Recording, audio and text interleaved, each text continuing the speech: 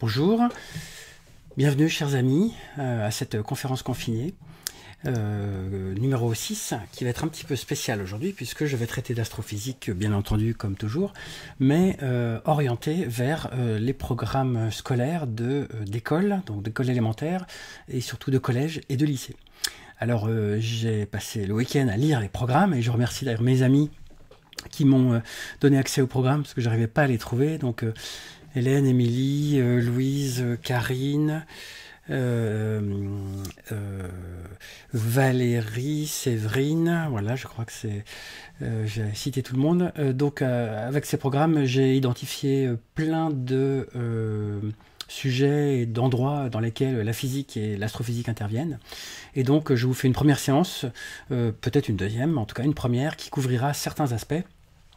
Notamment, je ne vais pas beaucoup aborder les aspects de tout ce qui est technologie, c'est-à-dire données, traitement d'images, traitement du signal, conversion, envoi des images à partir du satellite, mais tout ça, c'est aussi dans les programmes de collège et de lycée, que j'ai d'ailleurs découvert à ce moment-là et que je trouvais très, très intéressant. Donc, un super programme, et donc, eh bien, on y va. Donc, je vous conseille, comme d'habitude, de vous inscrire... Enfin, de vous connecter sur une deuxième fenêtre, si vous pouvez, sur wooclap.com/astropublic, parce que je vous poserai quelques petites questions, des petits défis en fait, alors qui seront pas en live, enfin la conférence est enregistrée en live, mais pour des raisons de réseau, je préfère l'enregistrer un petit peu avant, et derrière, quand je serai en chat à côté de vous, je manipulerai les questions et les quiz, et je donnerai les réponses pendant la séance, donc ça vous fait un petit jeu aussi pour essayer de répondre aux questions. Donc on y va, c'est parti. Alors, le programme, avant le programme, c'est évidemment connectez-vous pour avoir votre âge, voir si ça marche bien.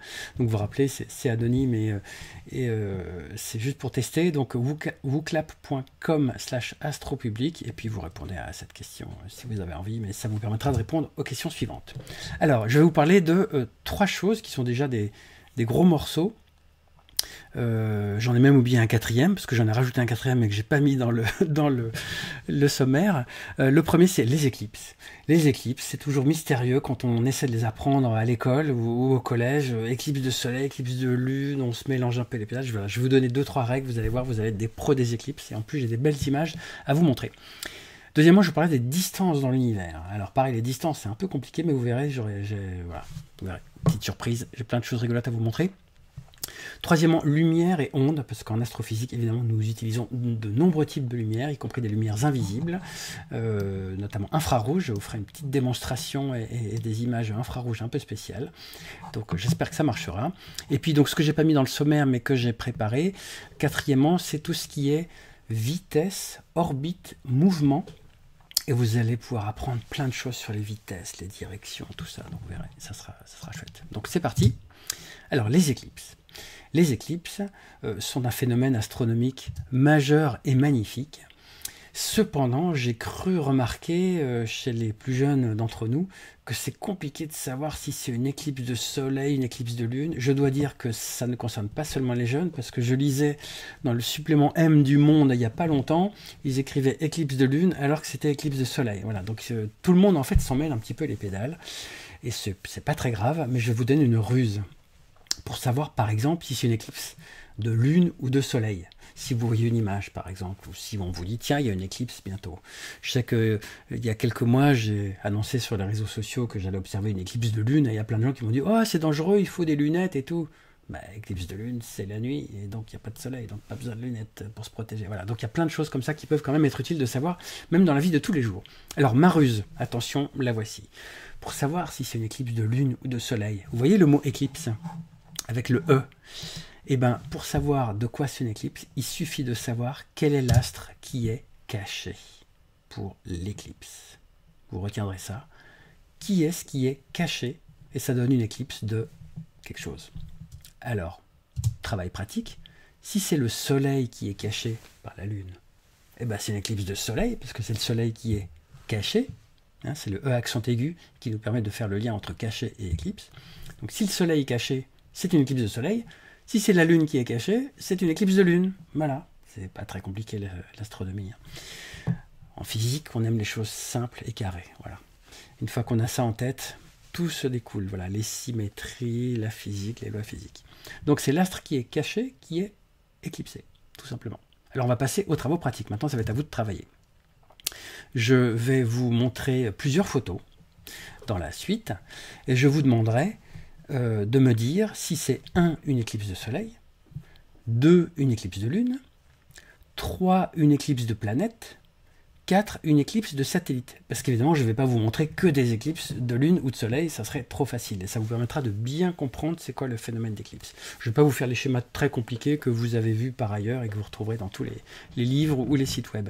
Et 5, ne sait pas, parce que vous avez le droit de ne pas savoir. Hein. C'est quand même pas si simple que ça. Alors vous vous rappelez, éclipse, hein, c'est l'astre qui est caché. Voilà, il y a juste ça à retenir. Alors, première question, préparez-vous et votez sur le site WooClap. Je vous montre une séquence temporelle, donc c'est 12 images prises à des moments différents. En haut à gauche, on voit un astre qui progressivement rentre dans l'ombre d'un autre astre. Et au maximum du phénomène, il est rouge, parce que ça c'est l'atmosphère qui crée ça. Et puis il ressort, l'astre. Alors c'est une éclipse de quoi? Alors je vous laisse quelques secondes pour voter. C'est la photo de cette éclipse qui est montrée ici à plusieurs instants différents. Si vous n'êtes pas sûr, je peux vous donner un indice. L'astre qu'on voit, c'est la Lune. Et il faut que vous vous posiez la question, quel est l'astre qui est caché? Est-ce que c'est le Soleil, la Terre ou la Lune qui est caché là sur cette image? Bon, ça y est, vous avez voté. Donc, restez sur votre fenêtre WooClap, je dévoile les résultats de votre vote. Donc là, moi, je ne les vois pas là maintenant, mais vous les aurez sur votre fenêtre WooClap. Là, c'est un phénomène d'éclipse de Lune. Parce que la Lune, vous voyez, entre progressivement dans l'ombre de la Terre. Donc effectivement, elle ne voit plus le Soleil, mais ça, on s'en fiche. Voilà, c'est vraiment la Lune qui est éclipsée. Donc c'est une éclipse de Lune, et même quasiment totale, parce qu'on la voit rouge. Alors pour la voir rouge, hein, il faut qu'on augmente le temps de pause. Hein. C'est-à-dire que sinon, on ne voit rien, on la voit toute noire.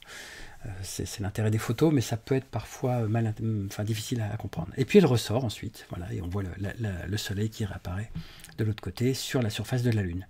Donc c'est bien une éclipse de Lune, et les éclips de Lune ont lieu nécessairement à la pleine Lune, et donc en pleine nuit. Donc aucun danger pour les yeux, pour quoi que ce soit, c'est très beau à voir, et ça a lieu pendant la nuit de pleine Lune, et il y en a 2 fois par an. Pourquoi il n'y en a pas tous les mois? Parce que l'orbite de la Terre autour du Soleil et l'orbite de la Lune sont un peu inclinées, et donc il n'y a pas éclipse, ni de Soleil ni de Lune. D'ailleurs, tous les mois, il y en a à peu près 2 par an de chaque. C'est bon, vous avez compris le principe? On passe à l'image d'après. Voici une autre séquence temporelle. À votre avis, est-ce que c'est une éclipse de Soleil, de Lune, de planète, je ne sais plus ce que j'ai proposé comme choix, et puis il ne sait pas. Donc là aussi, c'est une séquence temporelle qui est beaucoup plus courte que la précédente. La précédente pouvait durer 2 heures à peu près, 2-3 heures. Là, ça dure, alors ça dure aussi quelques heures, parce que c'est les mêmes vitesses. Néanmoins, la phase totalité que l'on voit à droite ne dure que quelques minutes en général, qui est un phénomène absolument magique. Peut-être que certains d'entre vous l'ont déjà vu. Alors, de quelle éclipse s'agit-il sur cette séquence de photos où on voit un astre qui passe devant un autre? C'est une éclipse de quoi? Alors, votez. Je vous laisse encore quelques secondes. En fait, ici, ce qu'on voit, je vous donne la réponse, hein. Continuez de voter si vous voulez, mais ce qu'on voit ici, c'est le Soleil qui est progressivement caché par la Lune qui passe devant. Donc, qui est caché? C'est le Soleil. C'est une éclipse de Soleil. Alors, l'image, elle est... on voit un bord noir parce que le Soleil est tellement brillant qu'il est dangereux. Mais il est dangereux tout le temps. Pas seulement au moment des éclipses. Le Soleil ne doit jamais être regardé en face parce que ça provoque des lésions irréversibles dans les yeux. Pendant la journée normale, vous n'avez pas l'idée de regarder le Soleil. Bon. Pendant les éclipses, on a envie de regarder le Soleil. Et c'est là que c'est dangereux. Il faut des lunettes spéciales. Mais le Soleil est toujours dangereux. Hein, parce que il est tellement brillant et nos yeux sont tellement sensibles que les deux ne sont pas faits pour être regardés pile l'un dans l'autre. Donc il faut des lunettes spéciales où là on prend des photos avec des télescopes spéciaux avec des filtres. Voilà. Donc éclipse totale ici de Soleil. Vous êtes prêts pour celle d'après? Voici encore une très belle image d'une autre éclipse. Là je pense que vous saurez assez rapidement de quel objet il s'agit. Très belle image, une séquence temporelle où on voit progressivement l'ombre gagner l'astre. Et la dernière image de droite est une image prise avec un temps de pause beaucoup plus long, parce que l'astre est quasiment tout caché. Donc de quelle éclicse s'agit-il? Je donne la réponse. 3, 2, 1, c'était une éclipse totale de lune. Alors pourquoi elle apparaît rouge? Parce qu'elle est vraiment dans l'ombre de la Terre. Vous voyez les images précédentes où on voit que c'est noir. Mais quand on met un temps de pause plus long, on voit la couleur. En fait, ce sont les rayons du Soleil qui donc n'atteignent pas directement la Lune, parce qu'elle est dans l'ombre, la Lune est dans l'ombre de la Terre. Néanmoins, il y a des rayons qui sont réfractés de l'atmosphère terrestre et qui atteignent quand même un petit peu la Lune. Et un peu comme au coucher du Soleil, le Soleil est rouge, et ben le même effet de réfraction atmosphérique provoque ce rayonnement rouge sur la Lune. C'est le même phénomène physique. Voilà. Donc éclipse totale de Lune ici. Alors parfois il y a des éclipses partielles, c'est quand ça passe partiellement. Vous êtes prêts pour la suivante? Voici une belle image, allez-y, c'est une éclipse de quoi? À votre avis? J'ai eu la chance de prendre cette photo il y a quelques années en Australie. Ça a duré quelques minutes. La phase totale. Donc à votre avis, c'est une éclipse de quoi? Qu'est-ce qui est caché sur cette image? Alors indice, si vous ne reconnaissez pas, parce que c'est pas facile forcément quand on n'a jamais vu. Donc c'était en plein jour, mais le jour est devenu obscurité en quelques minutes, parce que la Lune passait devant le Soleil. Voilà. Et donc, je vous donne la réponse, c'était une éclipse totale de Soleil. Donc vous vous rappelez, la ruse, je vous la remontre brièvement. Pour savoir c'est une éclipse de quoi, c'est qui est caché pendant le phénomène que nous observons, nous. Voilà. Et donc, dans cette image, eh bien, c'est le Soleil qui est caché. L'extérieur que l'on voit, c'est la couronne solaire, donc qui est très peu lumineuse, mais qui sur ce temps de pause assez long, permet quand même d'être révélée. Alors, je vous mets une vidéo. C'est pris de la planète Mars. Alors à votre avis, c'est une éclipse de quoi? Alors cette éclipse n'est pas totale manifestement, mais on a le droit, ça peut être une éclipse partielle. Donc c'est pris de la planète Mars. C'est un rover américain qui a pris cette séquence, cette vidéo. Et qui est-ce qui est caché? Donc c'est une éclipse de quoi à votre avis? Alors si vous hésitez, ce qui est tout à fait possible, ce qu'on voit, c'est le Soleil en blanc, et on voit l'un des deux tout petits satellites de Mars. Je crois que c'est Phobos ici sur cette image, mais je n'en suis pas certain, j'ai oublié de mettre le nom. C'est Phobos qui passe devant le Soleil. Donc c'est une éclipse de quoi? Qui est caché? C'est le Soleil. C'est une éclipse de Soleil. Alors une éclipse très partielle, parce que Phobos est tout petit. Et donc Phobos ne cache pas entièrement le Soleil, comme sur Terre, la Lune peut cacher entièrement le Soleil. Mais n'empêche que c'est une éclipse de Soleil, même si c'est Phobos qui passe devant et qu'on est sur Mars. Voilà, éclipse de Soleil. Ah voilà, voilà l'image. Et c'est effectivement, c'est Phobos, voilà, il y a l'explication. Prise par le rover Curiosity. Donc on a quelques séquences où on voit que le satellite de Mars passe devant le Soleil. Donc c'est une éclipse annulaire. Bon, alors c'est un terme, c'est une variante d'éclipse partielle. Parce qu'au moment du maximum, on voit un anneau de Soleil. Voilà, en 2013. Mais c'est vraiment une éclipse de Soleil. Et je crois que j'ai une dernière proposition à vous faire. Une image extraordinaire, prise par la sonde Juno. Il y a relativement peu de temps. Vous êtes sur la planète Jupiter. Et imaginons que vous vous trouviez juste... J'aurais peut-être pu mettre les slides en grand, pardon. Vous vous trouviez juste sur... au niveau de l'ombre. Alors on peut pas, parce que Jupiter est une planète gazeuse, mais imaginons que vous soyez dans un vaisseau spatial spécial qui vous permette d'être à la surface de Jupiter, juste dans l'ombre, là, à ce moment-là. À votre avis, que verriez-vous? Est-ce que vous verriez une éclipse? Parce que c'est le satellite Io de Jupiter, l'un des 4 principaux satellites. Jupiter a de nombreux satellites. Je crois plus d'une soixantaine, si ce n'est plus. Mais voilà, les 4 plus gros, dont Io, sont visibles avec un petit télescope, voire même des jumelles puissantes depuis la Terre. Bref, revenons à nos moutons. Vous êtes dans un satellite vraiment spécial qui vous permet d'être à la surface de Jupiter, que l'on voit, et vous êtes ici dans l'ombre. Qu'est-ce que vous verriez comme éclipse? Éclipse de soleil, éclipse de lune, éclipse de planète, éclipse de satellite, satellite pouvant être pris ici comme Io. Vous pouvez avoir plusieurs réponses. Hein. Voilà, je vous donne la réponse. Donc nous sommes sur Jupiter. Il n'y a pas de lune. Enfin, lune au sens terrestre. Il n'y a que Io. Donc c'est pas une éclipse de lune. C'est pas une éclipse de planète non plus, parce que on est sur Jupiter, donc on va pas s'éclipser nous-mêmes. Par contre, quand on est dans l'ombre là de cette image, on verrait Io qui passe devant le Soleil. Donc, qui est-ce qui est caché? Question classique pour l'éclipse, vous avez compris. Qui est-ce qui est caché puisque vous êtes dans l'ombre du Soleil? Eh bien, c'est le Soleil qui serait caché. Donc, si vous étiez dans cette ombre-là, vous verriez une éclipse totale de Soleil, même si vous êtes sur Jupiter et même si c'est Io qui vous cache la vue du Soleil. Donc vous voyez que les éclipses dans le système solaire sont très fréquentes sur de nombreuses planètes, et pas que sur Terre, qui finalement sont assez peu fréquentes. Voici une autre image d'une éclipse, alors là je ne vais pas vous faire voter, d'une éclipse sur Jupiter. À droite, vous avez le satellite Europe, le petit point brillant, qui est en bas. Décidément, j'y arrive jamais. Voilà. Si vous suivez mon doigt, là, si j'y arrive, voilà, vous avez le petit satellite Europe. Le Soleil est dans cette direction, il envoie de la lumière donc par là, voilà. Et l'ombre de Europe se trouve, alors voilà, c'est le petit point noir sur la planète Jupiter. Et bien c'est l'ombre de Europe. Et donc à cet endroit-là, il y a bien une éclipse de Soleil sur Jupiter. Ça c'est rigolo.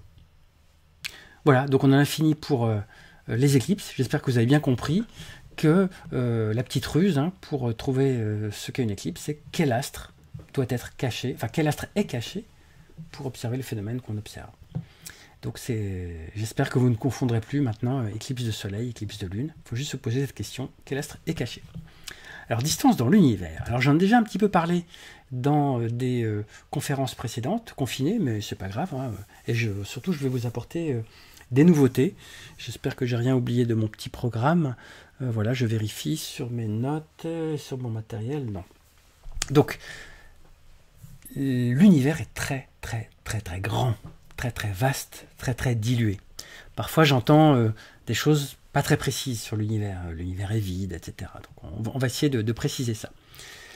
Ce qui est important de comprendre en physique et en sciences en général, c'est que par rapport à notre expérience du quotidien, l'univers ou la physique atomique, mais enfin, l'univers est très très vaste et il est important de voir à quelle échelle le phénomène se passe. Nous, à l'échelle humaine, tout se passe à notre échelle, donc on ne peut pas faire le distinguo entre des forces, par exemple comme la matière noire dans l'univers qui fait de la gravité, qui s'applique qu'à des très très grandes échelles, et la matière noire pourrait se manifester sur Terre, mais bon, on ne le verrait pas. Donc ça, souvent, les gens qui ne sont pas scientifiques ont du mal à imaginer que les forces ou les phénomènes ont des échelles de validité préférentielles dans certaines zones. Ça ne veut pas dire qu'ils n'existent pas ailleurs, ça veut juste dire qu'ils sont négligeables ou qu'ils sont tellement petits par rapport à d'autres qu'on n'a pas besoin de les faire intervenir.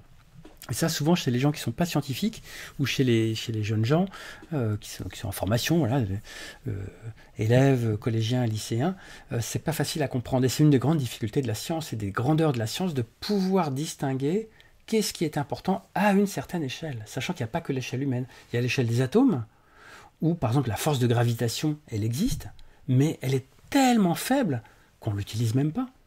Il y a les forces atomiques qui sont bien plus grosses.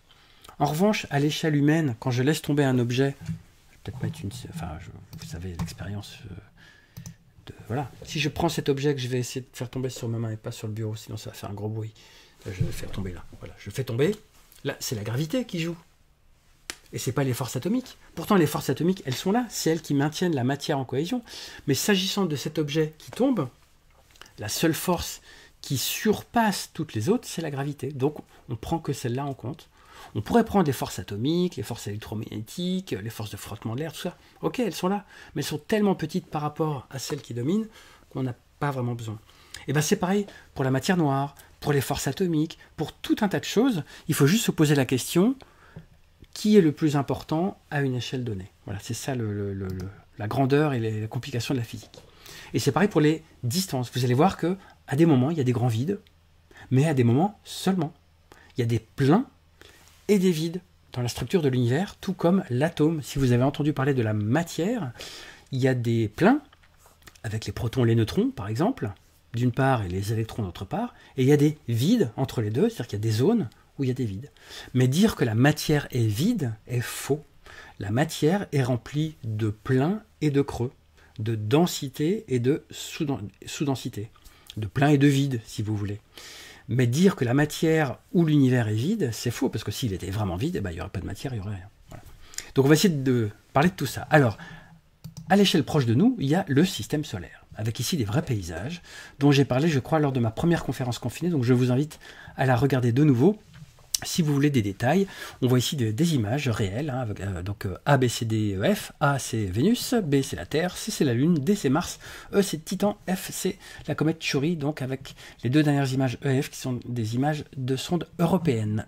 Nous sommes allés sur place avec des sondes automatiques. Donc là, on a un peu l'habitude, c'est le système solaire, ça fait quelques minutes ou heures-lumière, j'y reviendrai. Ensuite, on va dans le royaume des étoiles proches. La plus proche est à 4 années-lumière. Alors, les années-lumière, vous vous rappelez peut-être ce que c'est. C'est une distance. Distance. Année-lumière égale distance. C'est pas un temps, même s'il y a le mot année qui est un temps.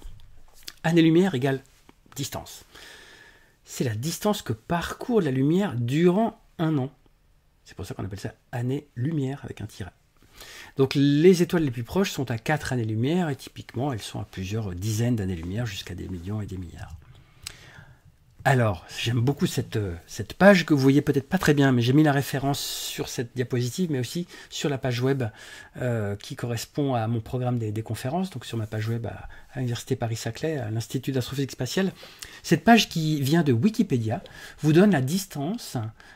Donc, alors c'est dommage, la colonne, j'ai pas vérifié. Normalement, la colonne bleue et la colonne rouge devaient faire toute la verticalité. Mais voilà, j'ai oublié de vérifier. Ça n'encadre qu'une seule étoile, mais c'est pas grave. Donc, le nom de l'étoile est en bleu, dans le rectangle bleu, et la distance en AL, qui veut dire année-lumière, est encadrée en rouge ici. Alors, par exemple, si on prend l'étoile Pollux qui est encadrée ici, elle est à 34 années-lumière.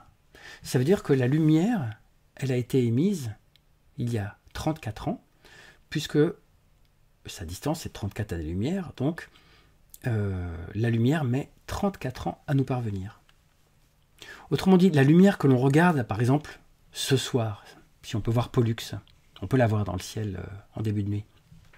Si on regarde ce soir Pollux, la lumière que l'on reçoit nous ce soir, elle a mis 34 ans à nous parvenir. Donc elle a été émise il y a 34 ans.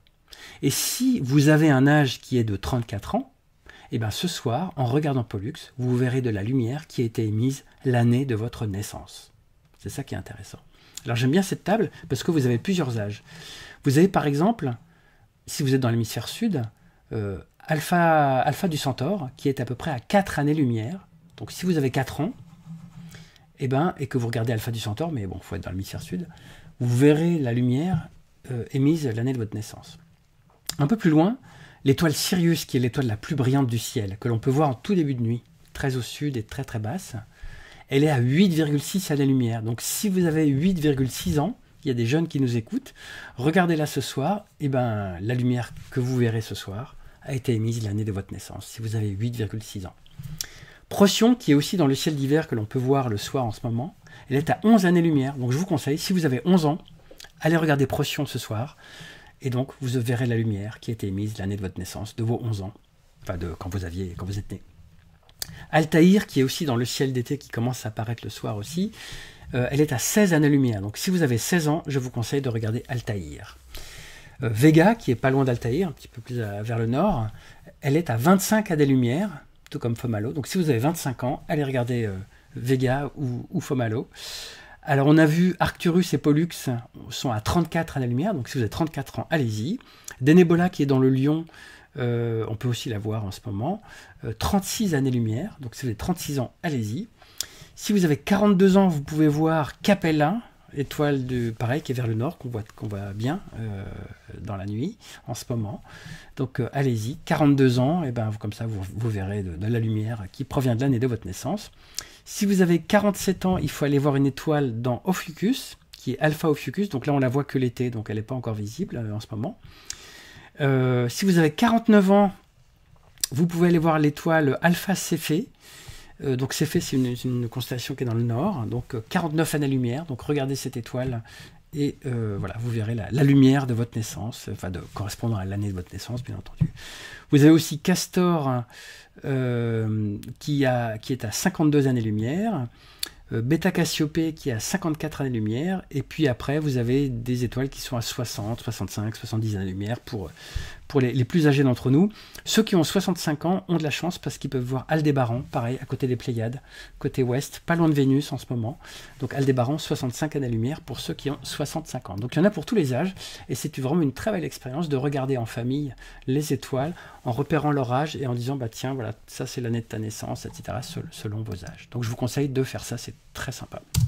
Alors on va un petit peu plus loin, on va dans notre galaxie, pareil j'en ai parlé il y a quelques semaines, je ne vais pas refaire, mais dans notre galaxie il y a des nébuleuses qui sont à des échelles encore plus grandes, donc plusieurs centaines d'années-lumière, et puis on va dans le royaume des galaxies. Donc les galaxies sont très très massives, très très grosses, composées de matière noire, principalement d'étoiles de gaz, et elles ont des tailles de quelques centaines de milliers d'années-lumière, et elles sont loin de notre galaxie, la Voie lactée. Et puis après, on a tout un bestiaire de galaxies qui sont plus belles les unes que les autres, qui ont chacune des milliards d'étoiles. Je m'en mêle les pédales avec mon siège. Voilà. Et donc il y a plein de belles choses à voir avec ces galaxies, et il y en a de très nombreuses. Et on observe des galaxies maintenant jusqu'aux confins de l'univers.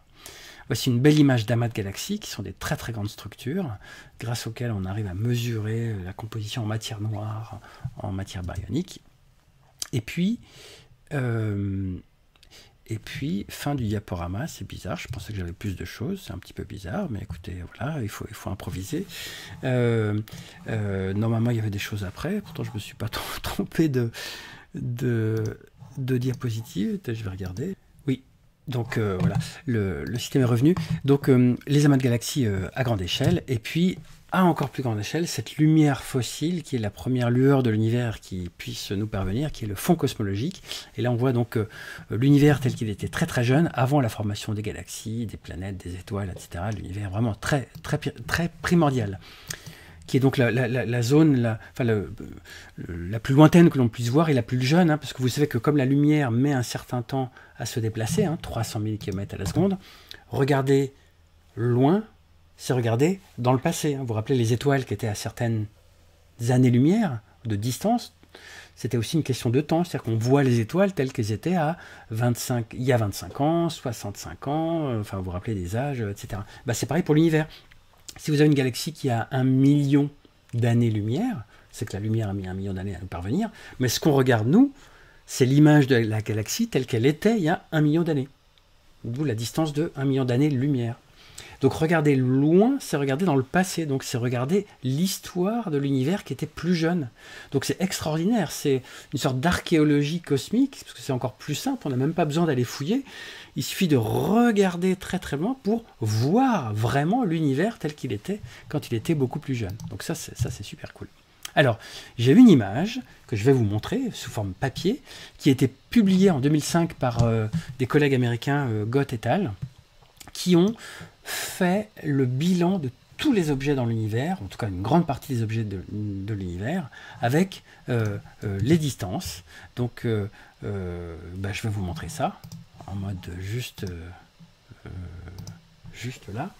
Ça vous montre les distances à partir de la Terre. Alors, je vais essayer d'y arriver.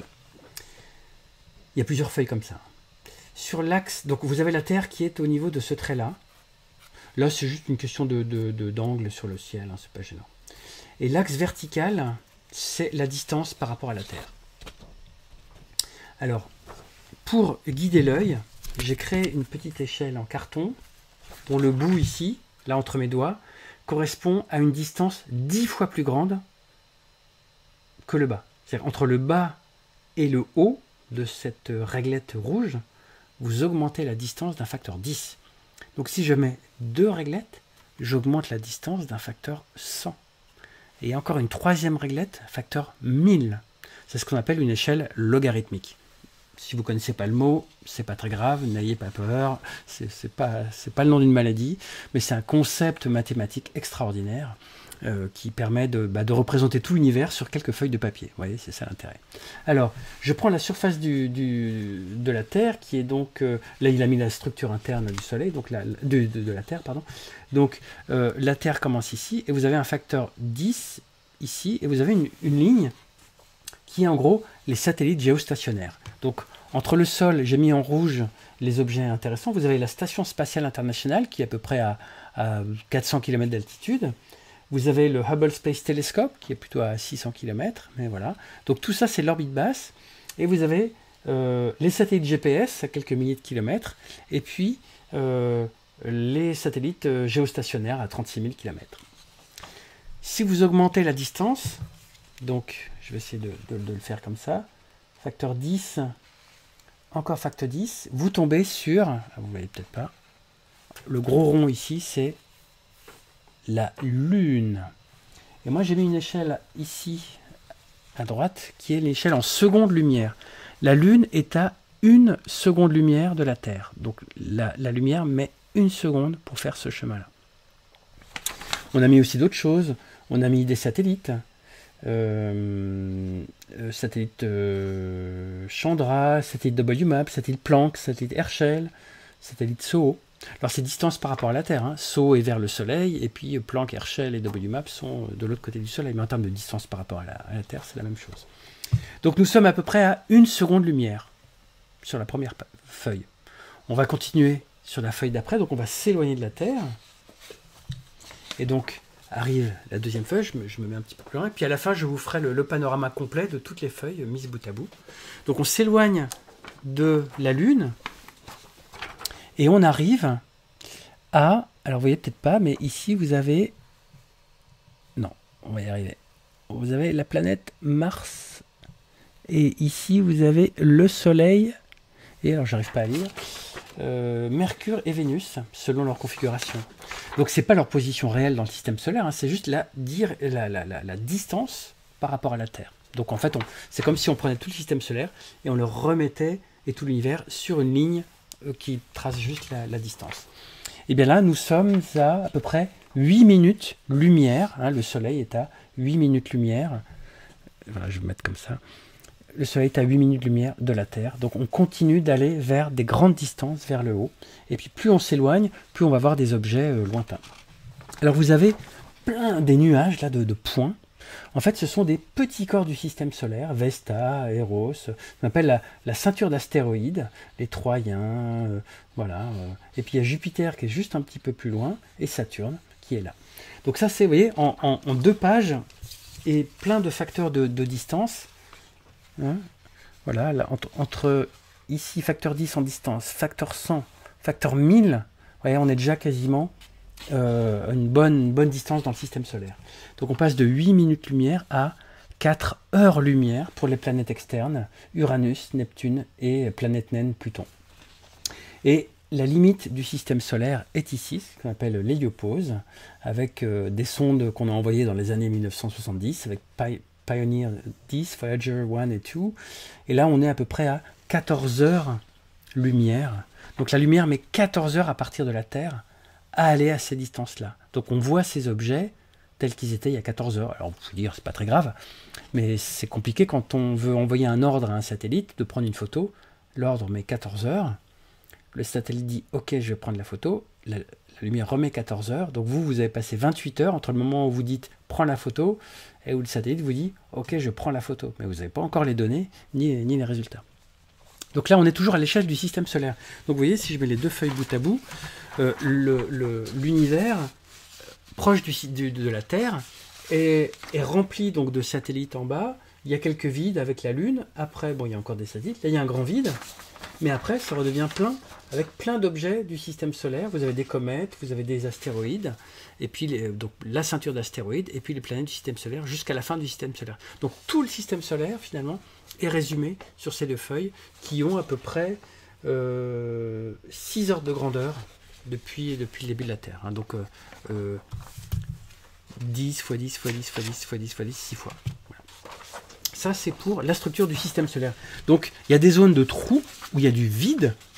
Hein, on voit dans cette région-là, j'ai un peu de mal à maintenir mes feuilles, où il y a du vide. Mais il y a des zones où il y a plein de pleins sur Terre. Et puis, la ceinture d'astéroïdes et les planètes. Hein. Il y a de la matière, il y a de la densité. On va aller encore plus loin. Et c'est souvent là qu'on commence à perdre un peu les gens, parce qu'on a moins l'habitude. On passe de 14 heures-lumière à 1,6 années-lumière. Et là, effectivement, il n'y a pas grand-chose. Il y a ce qu'on appelle le nuage de Oort, où il y a en gros des comètes et des bouts d'astéroïdes. Je fais simple. Hein. Mais effectivement, sur plusieurs ordres de grandeur, voilà, 10, 10, 10, au moins 3 ordres de grandeur, il n'y a pas grand-chose. Là, effectivement, il y a du vide, il y a quelques cailloux, enfin quelques comètes, c'est important, hein, mais du gaz, des particules, des poussières, mais il n'y a pas vraiment de gros objets. Donc vous voyez que le système solaire était assez, j'ose pas dire dense, mais donc il y avait pas mal d'objets, des planètes, etc. Et puis là, il y a une sorte de grand trou. Mais on n'est qu'à 1,6 années-lumière. Qu'est-ce qui se passe plus loin que 1,6 années-lumière? Eh bien, je vous mets à la page d'après. Et là, regardez ce qui se passe. C'est rempli d'étoiles. C'est monstrueusement rempli et dense. C'est toutes les étoiles de la Voie lactée. Donc vous voyez qu'on alterne des zones de relatif vide et des zones très très denses. Donc en bas de l'image, on est à 3,26 années-lumière, 1 parsec. Et en haut, on est à 300 années-lumière. Et entre les deux, vous avez tout plein d'étoiles de la Voie lactée. Alors, les étoiles les plus proches, à 4,2 années-lumière, hein, Alpha du Centaure et Proxima du Centaure. Procyon, Sirius, on en parlait tout à l'heure, dont j'ai déjà oublié l'âge, mais voilà, vous pourrez mettre la vidéo en arrière. Vega, Capella, on en parlait, Canopée, Bételgeuse, les Pléiades, qu'on peut voir à l'œil nu, Rigel aussi. La nébuleuse d'Orion, qui est à... Alors je passe à distance, mais elle doit être à... Je lis l'échelle, hein, tout simplement, 100, 200, 300, à peu près 400 années-lumière à la louche, avec des nébuleuses, etc. Donc tout ça, ce sont les étoiles relativement proches dans notre Voie lactée que l'on peut voir à l'œil nu. Et on passe, vous voyez, de à peu près 3 années-lumière à 300 années-lumière. Vous avez plein d'étoiles. Et là, il y a plein de zones, plein d'étoiles, plein de matière. Voilà. L'univers est rempli à cette échelle-là. On va encore plus loin, on est toujours dans la galaxie, dans la Voie lactée. Là. Alors, je vais un petit peu plus loin. Et là, la limite rouge, je vais le faire comme ça. La limite rouge, c'est la limite de la Voie lactée de notre galaxie. Donc on a encore des facteurs 10 qui se baladent, et depuis le début, on est à peu près un facteur 10 puissance 13 par rapport à l'échelle au niveau de la Terre, hein, de 10 puissance 13 ordres de grandeur pour aller au niveau de la Voie lactée. Et donc il y a encore plein de choses, il y a plein d'étoiles, je ne sais pas si vous arrivez à voir, mais et la chose que j'ai entourée ici, c'est le centre de la Voie lactée, qui est à peu près à 7 kg par sec, donc à peu près à... parce qu'on parle en parsec, nous qui est une unité voilà, très, très pratique en astrophysique, et c'est à peu près, alors je vais vous la faire à la louche, ça doit faire 20 000 années-lumière, un truc comme ça, hein, je suis pas sûr de mon calcul en temps réel, mais... Donc sur cette échelle, on passe de à peu près 3000 années-lumière à 3 millions d'années-lumière. Donc la Voie lactée, en gros, s'arrête à peu près à 30 000 années-lumière de la Terre. Alors on est sur les... Vous savez que la planète Terre, enfin le système solaire est sur le bord de la Voie lactée, hein, donc il faut... Voilà, c'est une moyenne, c'est pour ça qu'il y a une moyenne ici, là, parce que le bord n'est pas droit. Et donc, au-delà de cette limite rouge, vers le haut, on va de plus en plus loin, on est en dehors de notre Voie lactée, on est en dehors de la galaxie. Donc vous voyez que l'univers est quand même rempli de plein de choses, même s'il y a des zones moins denses et il y a des zones plus denses. Les deux galaxies les plus proches, que l'on peut voir à l'œil nu, mais seulement de l'hémisphère sud, c'est le LMC, Large Magellanic Cloud, donc le grand nuage de Magellan, et le SMC, le Small Magellanic Cloud, le petit nuage de Magellan, qui sont à peu près, donc je l'ai mis à... Alors, je ne sais pas ce que c'est que cette unité, je pense que c'est des années-lumière. Donc, 160 000 années-lumière et 200 000 années-lumière à peu près de nous. Donc, les nuages de Magellan voilà, sont à peu près à l'ordre de 200 000 années-lumière de nous qu'on peut voir à l'œil nu. Ici, c'est la galaxie d'Andromède qui est à 3 millions d'années-lumière, c'est ça c'est peut-être un peu avant, non? Ça doit faire... bon bref, c'est de l'ordre du million d'années-lumière. Voilà. Bah si, ça fait 1 mégaparsec, donc ça doit être ça à peu près, 3 millions d'années-lumière. Et puis M81, la galaxie que j'ai montrée tout à l'heure avec l'infrarouge, elle est à 12 millions d'années-lumière. Voilà. Elle n'est pas visible à l'œil nu. Mais donc les 3 galaxies visibles à l'œil nu, c'est Andromède, le grand et le petit nuage de Magellan. La galaxie d'Andromède étant visible depuis l'hémisphère nord, alors surtout avec une paire de jumelles, mais si vous savez où regarder dans un ciel très obscur, vous pouvez la voir à l'œil nu. Et d'ailleurs, je vous conseille de demander au maire de votre ville d'éteindre d'éteindre l'éclairage nocturne, par exemple entre minuit et 5 heures du matin. Parce que toutes les études montrent qu'il n'y a aucune recrudescence, ni d'accident, ni d'insécurité la nuit, et puis il n'y a pas beaucoup de monde, donc il faut profiter d'éteindre cet éclairage urbain qui ne sert à rien, qui coûte cher et qui perturbe la biodiversité. Donc je vous conseille, et avec ça, entre minuit et 5 heures du matin, vous pourrez voir à l'œil nu la galaxie d'Andromède. Donc il y a plein de galaxies, on appelle ça le groupe local de galaxies, et puis là il y a plein de galaxies, dont des galaxies naines. Si on va encore plus loin, c'est la dernière page, donc à vous rappeler, à chaque échelle, il y a un facteur 10. Là, on arrive aux confins de l'univers. On a mis en rouge ici M87, qui est une galaxie dans laquelle on a vu le trou noir l'année dernière. Vous savez, le fameux trou noir vu par l'Event Horizon Telescope, là, en forme de donut, c'était pris dans cette galaxie.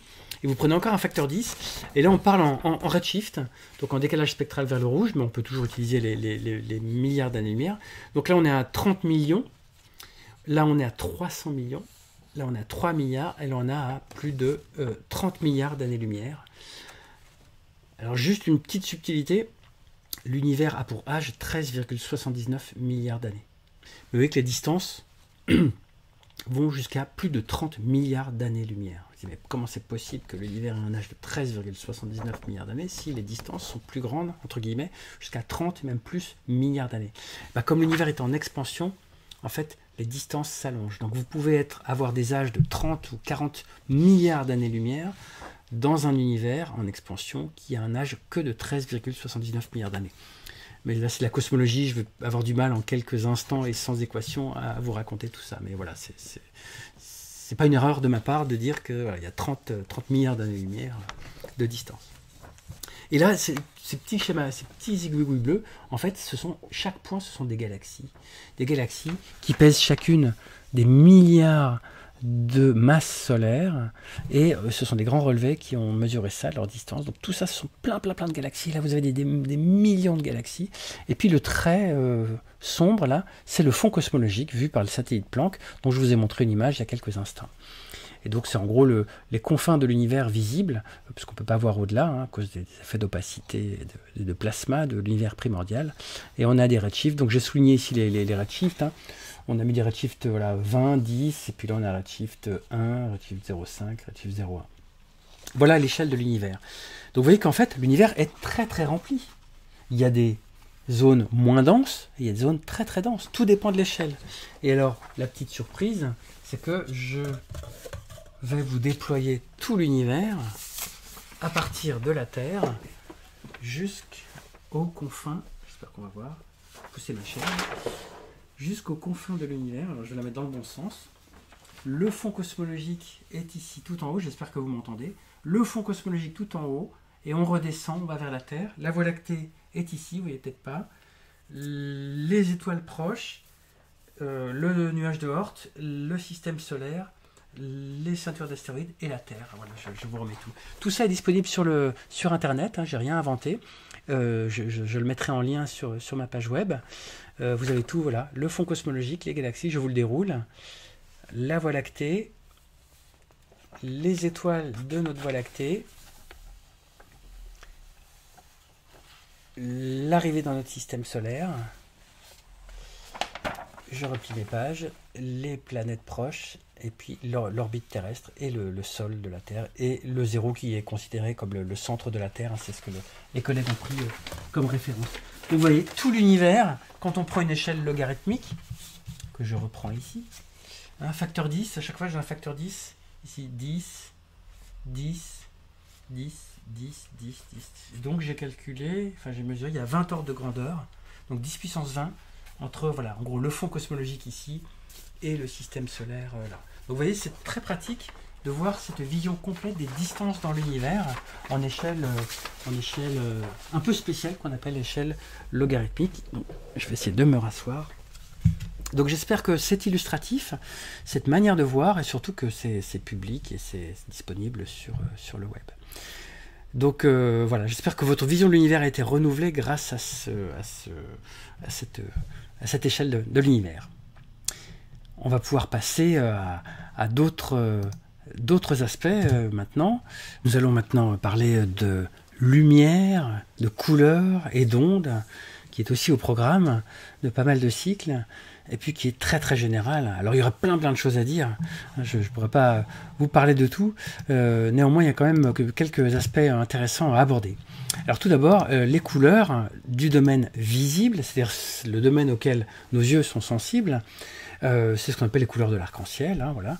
Alors j'ai pas fait l'expérience ici, mais on peut faire un disque de Newton, que j'ai pris ici sur Wikipédia, je crois, qui est un... Vous pouvez vous amuser à le colorier, donc prenez une feuille blanche, voilà, après une feuille blanche, hein, vous mettez un petit disque, vous le coloriez, et puis vous le faites tourner très rapidement, si possible avec un petit système derrière, et vous verrez que en tournant rapidement, eh ben, les couleurs se mélangent dans nos yeux et ça devient blanc. Voilà, c'est le disque de Newton, donc qui recréait le blanc à partir de différentes couleurs. Parce qu'au XVIIe siècle, on ne savait pas que le blanc était la somme de toutes les couleurs. L'image de droite représente un arc-en-ciel pris à travers un aquarium. Hein. Donc si vous avez un aquarium à la maison, vous pouvez, voilà, dans certaines conditions, avec un miroir, avec de l'eau, enfin bon. Mais si vous avez un aquarium, c'est plus simple, vous attendez que le soleil passe devant, ou avec un miroir, vous amenez le soleil, et hop, vous dispersez la lumière. J'ai pris une photo, j'ai mis une feuille blanche, hein, et j'ai pris une photo juste à côté de l'aquarium. D'ailleurs, le petit point en bas à gauche, c'est le poisson qui commence à passer devant. Mais... Donc on voit que en fait, la lumière blanche du soleil, en fait elle est un peu jaune, hein, mais la lumière du soleil, c'est ce qu'on appelle un spectre continu de millions de couleurs, alors nous on classifie souvent en 7 couleurs, hein, qui sont affichées en haut à gauche.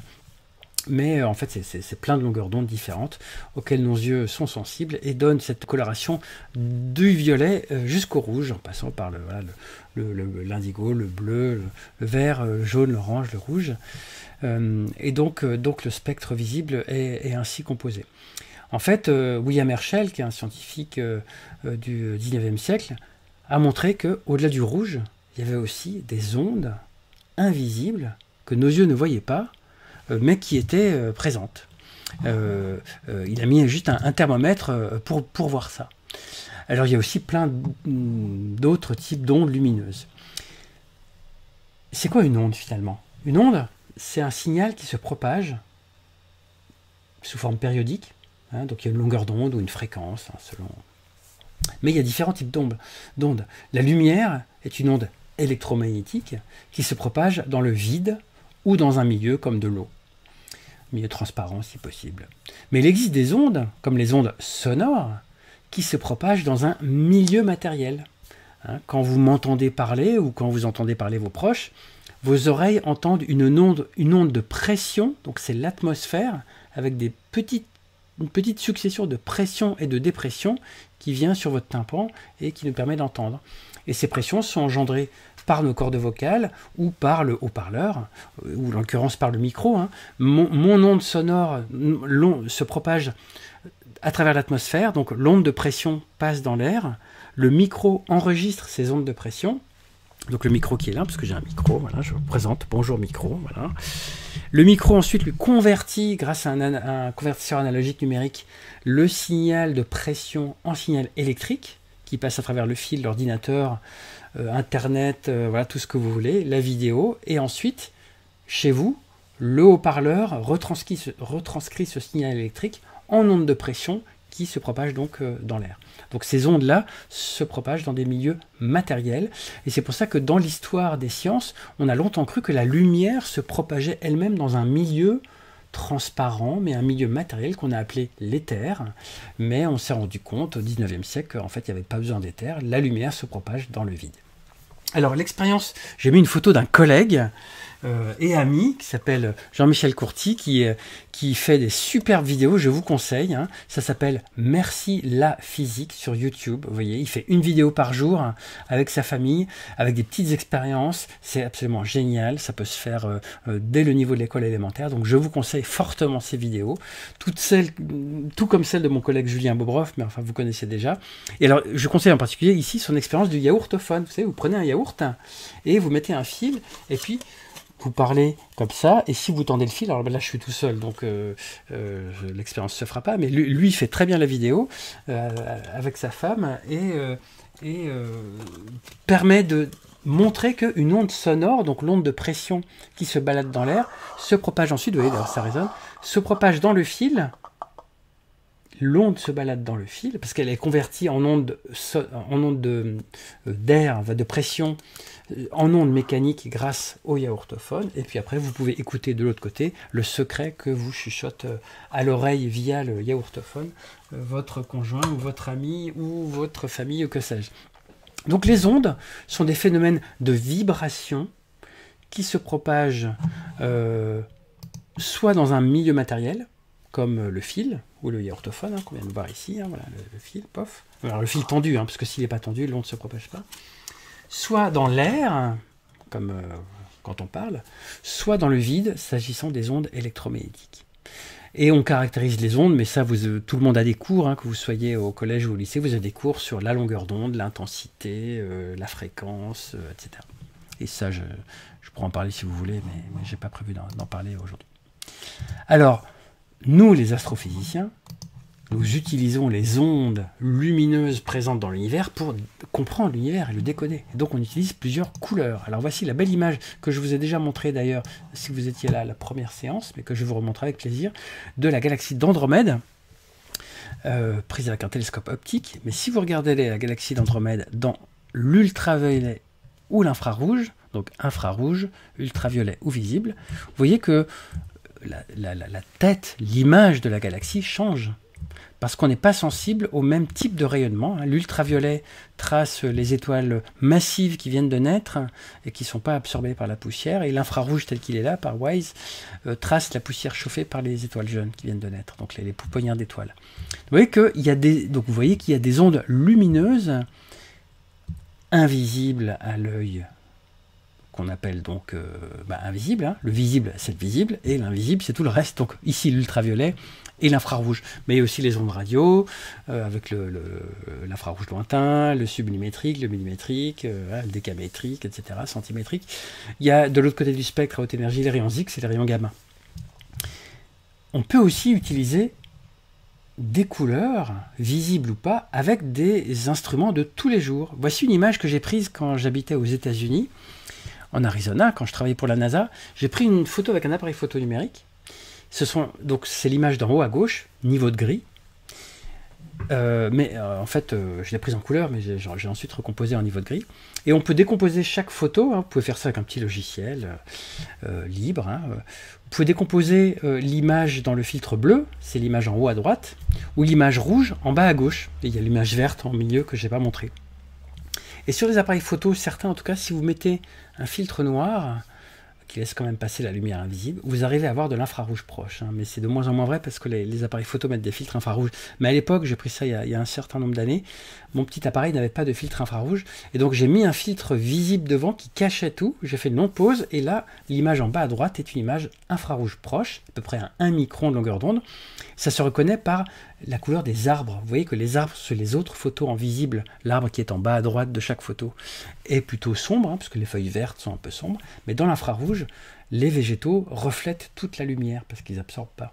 Et donc les images infrarouges ont ce côté un peu féerique où la végétation est très claire. Donc on peut déduire des choses sur les images avec des couleurs, même dans la lumière visible. Mais alors le plus rigolo, pour moi, c'est les images infrarouges. Il se trouve qu'on a des caméras infrarouges au laboratoire à l'université Paris-Saclay et à l'Institut d'astrophysique spatiale d'Orsay. Et donc, là, je ne l'ai pas ici, parce que comme tout le monde, je suis confiné, mais j'ai pu l'utiliser fréquemment avec les étudiants. Et donc, j'ai fait un petit reportage il y a quelques semaines, hein, ou l'année dernière, je ne sais plus, petit reportage infrarouge. Donc le petit appareil photo qu'on a, infrarouge, fait une photo visible et infrarouge. Donc vous voyez ici l'image visible. Alors ça représente des tasses de café quand j'étais avec mes collègues de l'IAP à Paris, juste après le déjeuner et avant d'aller en réunion. Donc voici l'image visible qui est quelconque, mais voici l'image infrarouge où vous avez la température. Donc ce sont des ondes invisibles qui ici montrent le rayonnement thermique, parce que je crois qu'on est à 7 ou 8 microns de longueur d'onde de mémoire. Donc vous voyez les tasses qui sont chaudes et les autres qui sont froides. Il suffit de comparer avec l'image visible. Alors la résolution angulaire est moins bonne en infrarouge, c'est dû au fait que la longueur d'onde est plus grande et que l'appareil photo ne change pas de taille. Donc vous voyez la différence, vous pouvez détecter qui est chaud et qui ne l'est pas. Donc voilà pour des tasses de café. J'ai pris d'autres scènes. Vous voyez 5 photos. À gauche, vous avez un gobelet avec du café dont vous ne savez pas s'il est chaud ou froid. En haut, ce sont des étudiants avec qui j'étais à l'Observatoire de Provence. À droite, c'est mon collègue et ami Henry McCracken qui tient une petite cafetière dont on ignore si elle est chaude ou froide. En bas, au milieu, c'est tout un tas de collègues à l'IAP, dont le directeur est plein de copains et amis. Et donc voilà, qui lèvent leur tasse de café, et vous verrez celles qui sont chaudes ou froides. Et puis l'image en bas à droite, on ne voit pas très bien, mais c'est un plat qu'on vient de servir à l'Observatoire de Provence, et puis avec ma main devant. Maintenant, on va voir les mêmes en infrarouge. Regardez, en haut à gauche, vous pouvez voir le gobelet devant qui est chaud et le verre derrière qui est froid, qu'on ne voyait pas très bien dans le visible à cause de la lumière du soleil. Mais là, on voit très bien la différence de température. En haut, avec les étudiants, vous voyez qu'ils ont une tête chaude. C'est bien, ça veut dire qu'ils réfléchissent. Voilà, les étudiants réfléchissent. On est content d'avoir des très bons étudiants à l'université. On voit en revanche que leur anorak fonctionne très bien parce qu'il n'y a quasiment pas de rayonnement. On voit par contre que les pantalons sont laisse plus passer la chaleur. Si vous regardez l'image de mon collègue Henry tout à droite, on voit que sa cafetière est très chaude. Voilà, et ça se voit dans le rayonnement infrarouge. Plus chaude que sa tête en tout cas. Et mes collègues en bas de l'IAP, ils ont tous leurs tasses, mais on voit qu'il y en a deux qui ont des tasses très chaudes. C'est les collègues qui sont plutôt vers la droite, où on voit qu'ils ont quelque chose qui brille. Voilà, c'est leur tasse de café tout chaud. Donc c'est la tasse de Matt notamment qui est derrière, que je salue. Je ne pense pas qu'il nous écoute, mais je le salue quand même. Je le vois demain en téléconférence avec grand plaisir. Et puis en bas, le plat, vous voyez qu'il y a des choses chaudes. Et puis il y a en fait le petit truc sombre, c'est le zeste de citron qui est froid, qui a été rajouté. Voilà. Et on voit ma main finalement en premier plan. Alors connectez-vous sur Booklab, parce que l'image d'après, je vous donne un quiz. J'ai pris 3 bouteilles en photo et grâce à l'infrarouge, on va pouvoir voir quelles sont les bouteilles qui sont fraîches ou à température ambiante. Donc je vous demande de voter. Alors c'est plus un pari, parce que si vous observez, vous pouvez éventuellement avoir une idée. Donc il y a 3 bouteilles. Je vous demande de trouver quelles sont les bouteilles qui sont. Alors je ne sais plus quelle est la question. Qui sont froides. Non, qui sont fraîches. Voilà, qui sont froides. Donc, est-ce qu'il y a 1, 2 ou 3 bouteilles de froide? Et je vous demande de voter. Pour avoir la réponse, eh bien, nous allons dévoiler l'image infrarouge. Je vous laisse quelques instants pour répondre. Voilà, c'est plus un pari. Donc voilà, j'espère que vous avez tous voté. Quelles sont les bouteilles froides? Bouteille de gauche, bouteille du milieu ou bouteille de droite. Attention, résultat sous nos yeux ébahis. Eh ben, c'est la bouteille de gauche qui est à température ambiante, qui est chaude. Les 2 autres bouteilles sont froides parce qu'elles sont, vous voyez, toutes violettes. Vous avez l'échelle de température à droite. C'est une image que j'ai prise en hiver. Donc en hiver, j'ai mis les bouteilles sur le rebord à l'extérieur.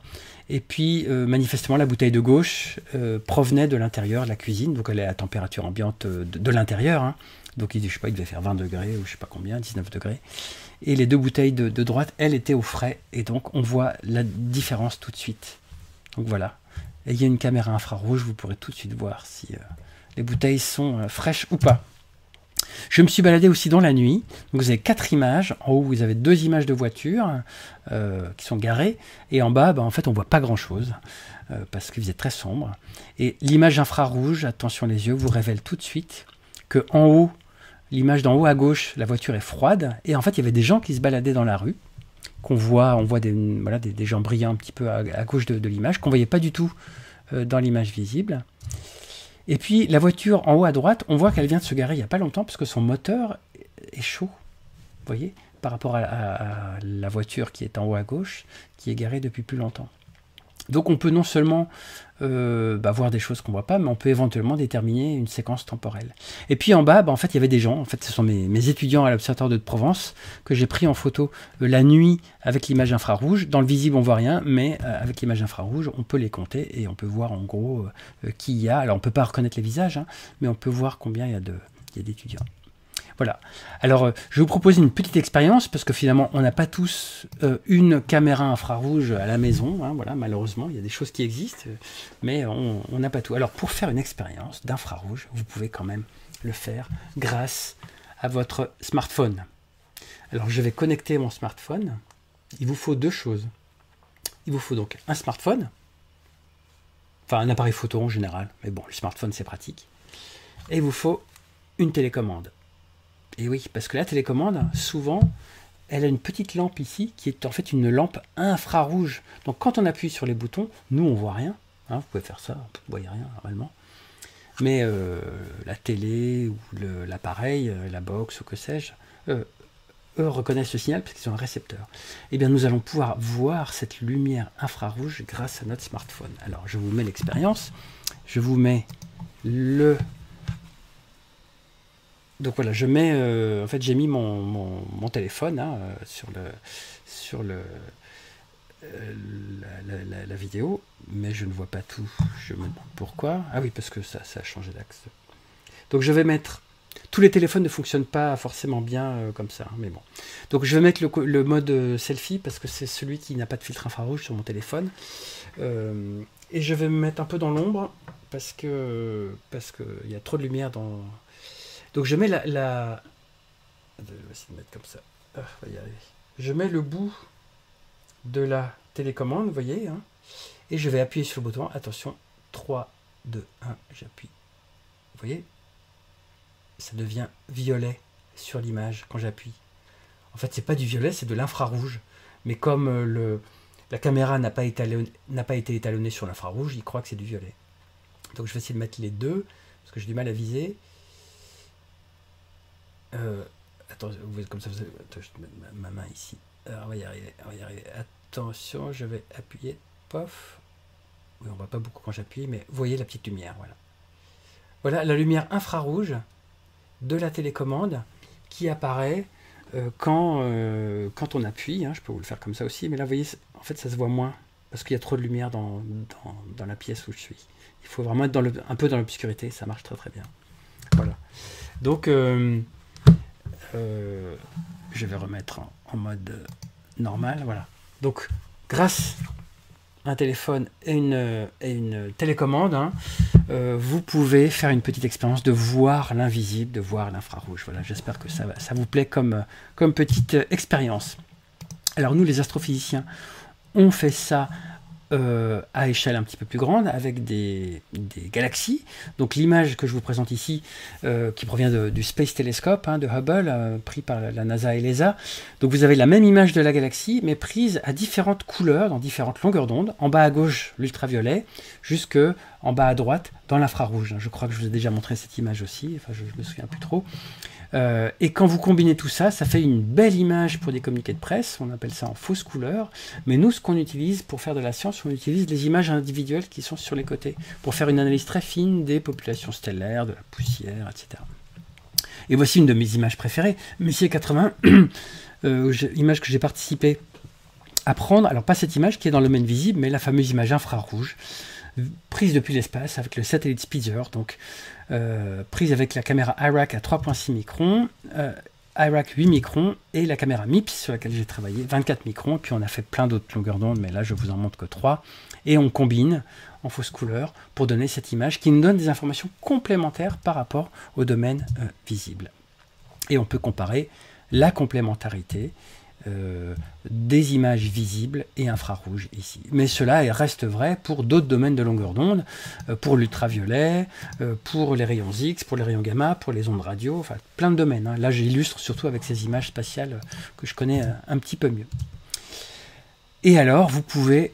là, je vous conseille d'aller sur ce site qui s'appelle chromoscope.net. Ce sont mes collègues britanniques et notamment collègues de Planck, de la mission Planck, qui ont mis ça en place et qui, en fait, vous permettent de zoomer sur les images de tout le ciel à plein de longueurs d'onde. Alors, on va faire ce petit voyage. J'ai fait des copies d'écran pour que ça aille plus vite, mais vous voyez, il y a un petit ascenseur là à droite. Vous pouvez passer des rayons gamma jusqu'au visible, jusqu'aux ondes radio, et on va faire un bref tour tous ensemble. Donc, vous avez tout le ciel visible depuis la Terre, vu ici dans le domaine visible. Donc on voit la Voie lactée, on peut voir des constellations, etc. Et vous pouvez zoomer. Donc je vous conseille d'y aller. Et nous, on va passer du domaine visible au domaine infrarouge. Alors vous avez l'infrarouge proche et l'infrarouge lointain. Hein. Donc là, c'est les images je crois, du satellite IRAS, donc c'est plutôt l'infrarouge moyen. Donc vous avez le plan de la galaxie, le plan de la Voie lactée, hein, avec quelques nuages moléculaires de part et d'autre. Là, c'est le ciel en ondes millimétriques, avec l'image extraordinaire, évidemment, du satellite Planck. Le petit zigouille en haut à droite, violet, enfin rose, c'est la galaxie Centaurus A. Et puis, je crois qu'on va dans les ondes radio, le continuum radio, ici, je crois, à 408 MHz. Et puis, donc, vous pouvez zoomer, vous pouvez tourner. Enfin, c'est vraiment superbe. Donc, on a vraiment toutes ces nuances que je vous conseille de voir. Et là, on est repassé dans l'autre côté du spectre, dans les rayons gamma, avec le satellite Fermi. Donc, voilà. Faites ça chez vous. Vous pourrez voir, c'est magnifique et c'est très, très instructif. On pourrait dire beaucoup d'autres choses sur les couleurs, sur les longueurs d'onde. Voilà, je vous ai fait un petit panorama, je vous ai fait quelques petites expériences. J'espère que ça vous donne une idée et une meilleure compréhension de à quoi on utilise ces couleurs pour mieux comprendre l'univers et que ça vous inspirera. Alors, cette dernière partie, nous allons aborder la notion de mouvement, de vitesse, d'orbite, qui ne sont pas complètement spécifiques à l'astrophysique ou à la science, disons, de l'astronautique. Voilà, je cherche le mot. Néanmoins, ça fait partie des programmes et puis c'est très intéressant. Alors, la notion de vitesse. Alors, la notion de vitesse, je vais vous poser une question. Enfin, alors, je vais d'abord prendre la petite caméra. Pour la vitesse, à votre avis, je vais prendre deux bonhommes qui se rapprochent l'un de l'autre. Ça peut être vous et vos copains quand vous retrouverez, ou des gens qui courent, ou etc. Donc vous avez la personne A et la personne B. La personne A va donc retrouver la personne B à la vitesse, mettons, de 5 km à l'heure. Et la personne B, pareil, 5 km à l'heure. Donc elles vont à la même vitesse en termes de normes, on appelle ça, voilà, 5 km à l'heure. Sauf que, en fait, elles se rapprochent les deux, hein. Elles vont se dire bonjour, ou se parler, en respectant les gestes barrières. Et elles sont séparées d'une distance suffisante pour qu'on considère que le mouvement soit constant. Alors, est-ce que ces deux personnes ont la même vitesse? Question, voilà. Question, est-ce qu'elles ont la même vitesse? Ça paraît idiot comme question, mais en fait, c'est assez profond. Alors, en termes d'intensité de la vitesse, si chacun des piétons avait un compteur de vitesse, il verrait la même valeur de la vitesse. Donc, on est d'accord qu'en termes de valeur, les deux petits bonhommes ont la même vitesse, qui est de 5 km à l'heure. Donc je vais mettre un petit check comme ça, en disant que oui, ils ont la même vitesse concernant la valeur. Concernant la direction, c'est si on trace un axe qui passe par les deux, est-ce que la vitesse est selon le même axe? Bah oui, comme ils se rapprochent l'un avec l'autre et puis qu'on considère que le sol est plat, elles ont la même direction. Donc on dit que direction. Donc oui. Donc on a envie de dire, ils ont la même vitesse. Maintenant, quid du sens? Le sens, c'est-à-dire de quel côté, étant donné une direction, un axe si vous préférez, une trajectoire, de quel côté ils vont. Ben là, c'est pas du tout pareil, parce que lui, le bonhomme A va vers la droite, et le bonhomme B va vers la gauche. C'est comme si on vous dit, va faire une course de 100 mètres, et puis au lieu de courir vers l'arrivée, vous courez de l'autre tour du stade. Ben, peut-être que vous courez super vite, mais enfin, si vous n'allez pas au bon endroit, ça ne va pas le faire. Donc la vitesse, il y a aussi la notion de sens. Et là, les deux n'ont pas le même sens. Je vais le mettre en rouge. Parce qu'il y en a un qui va vers la droite et l'autre qui va vers la gauche. Donc en physique, on dira que les deux n'ont pas la même vitesse. Même si la valeur et la direction, c'est-à-dire l'axe de la vitesse, sont les mêmes, si le sens n'est pas le même, eh bien, la totalité du concept de vitesse n'est pas le même. Donc la vitesse, finalement, en physique et en mathématiques, c'est ce qu'on appelle un vecteur. C'est pas juste un chiffre qu'on appelle un scalaire en mathématiques. Un scalaire, c'est juste un chiffre. Donc par exemple 5 km à l'heure. La valeur de la vitesse, 5 km à l'heure. Désolé, j'écris mal parce que je suis au bord du trépied et j'arrive pas à passer ma main. Donc c'est illisible, donc désolé. Enfin, voilà, la valeur 5 km à l'heure, c'est un scalaire, même si ça a une unité. Alors que le vecteur, ça a plus qu'une valeur. Vous voyez, ça a un sens et une direction. Et donc c'est la vitesse, d'ailleurs en physique, on note avec une petite flèche parce que c'est un vecteur. Donc la notion toute bête, finalement, quotidienne de vitesse, c'est finalement assez complexe. Alors, les vecteurs, comme la vitesse, hein, par exemple, mais il y a aussi l'accélération, les champs magnétiques, voilà, il y a plein de choses en physique. En fait, le monde autour de nous est rempli de vecteurs. Il y a trois caractéristiques que je vous conseille de comprendre, même si c'est peut-être pas forcément du vocabulaire dont vous avez l'habitude. Il y a d'abord ce qu'on appelle une norme, c'est-à-dire la valeur de votre grandeur. C'est donc la vitesse en kilomètres par heure, si c'est une vitesse, ou en mètres par seconde au carré, si c'est une accélération. Donc en gros, c'est est-ce que c'est grand ou petit, et on met une valeur chiffrée dessus. Le deuxième paramètre, c'est la direction, c'est-à-dire sur quelle trajectoire ce vecteur se balade-t-il. Alors ça peut être une droite, mais ça peut être autre chose. Hein. Mais effectivement, une direction instantanée, c'est une droite. Et puis le sens. Comme je vous le disais il y a un instant, si vous faites un 100 mètres et que vous partez par derrière, eh ben, vous aurez peut-être la bonne vitesse, mais pas le bon sens. Donc en fait, un vecteur a finalement 3 caractéristiques. On peut appeler ça des coordonnées. On peut dire que c'est caractéristique. Voilà, d'ailleurs je mets le 3. Hein. Donc en fait, il faut 3 chiffres pour le qualifier. Alors qu'un scalaire, par exemple la norme d'un scalaire ici, il suffit d'un seul chiffre. Donc la vitesse, vous pouvez le voir comme un petit vecteur, c'est comme un petit crayon là. Alors si la vitesse est grande, le crayon est grand, et si la vitesse est petite, le crayon est petit. Mais ça vous dit où vous allez, et puis il y a une flèche au bout. Hein, souvent, donc dans les dessins, on met comme ça, voilà, la vitesse qui va par là. Donc dans ce sens-là, dans cette direction-là, et de telle norme. Voilà.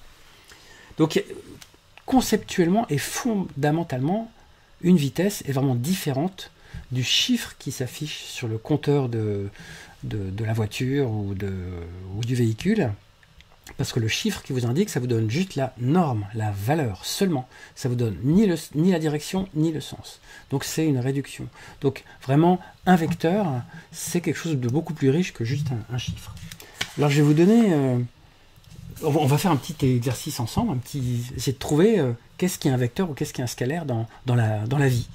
Alors je rappelle qu'un vecteur... Hein, on va rester simple, hein. En fait, ce que je dis est pas complètement exact, il faudrait le généraliser à plusieurs dimensions. Enfin, on va rester simple hein, pour le collège et le lycée, et éventuellement l'école.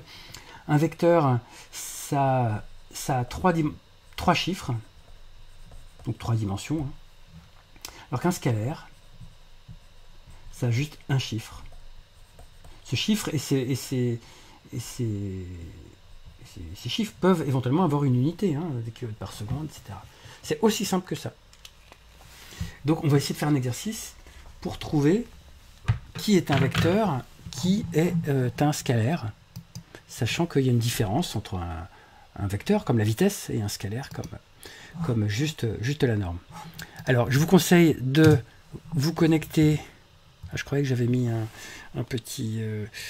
ah ben non, c'est après que je le mets.